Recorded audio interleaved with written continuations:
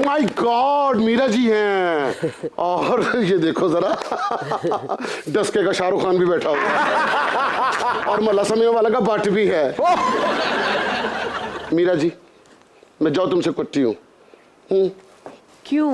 अच्छा, तो यहाँ मीरा से कुटियां और फवाद खान से जाके सिंतास मुआहदा करते हैं। बट फवाद खान और इमरान अब्बास का जिक्र ना करो प्लीज। क्यों? क्योंकि जितना खाना वो अपने ब्रेकफास्ट, लंच और डिनर में करते हैं उतना तो तुम स्नैक्स खा जाते हो।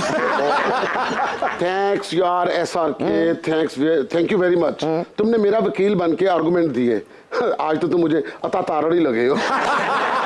और मुझे तुम अताई तारड़ लगे हो। मीरा, मुझे एक बात तो बताओ, ये जो फवाद खान है हनी से भी ज्यादा मीठा और कलियों जैसी कोमलता रखता है। देखो ना, बलाल शारी ने उसको मौला जट का रोल देके ऐसे नहीं किया जैसे राजा रियाज को अपोजिशन का लीडर बना दिया गया हो। मैंने फिल्म देखी मौला जट, मुझे फिल्म बहुत अच्छी लगी। पाकिस्तान की सबसे बड़े बजट की फिल्म है। बेशक बेशक ऐसे ही है ना? हाँ जी। बाज लोगों का कहना है कि बेशक the legend of Maula Jatt ने रिकॉर्ड ब्रेकिंग बिजनेस किया है, लेकिन अगर फवाद खान की जगह शान को कास्ट किया जाता तो रूप ज्यादा चढ़ता। आपकी एक्सपर्ट ओपिनियन क्या है?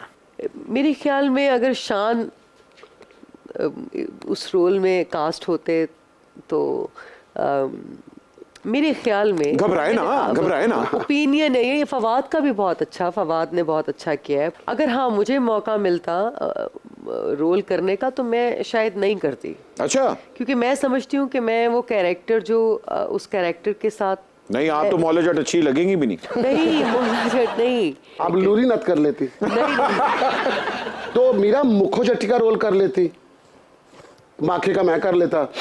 ना ही तेरा रस मुकिया है ते ना ही मेरी प्यास।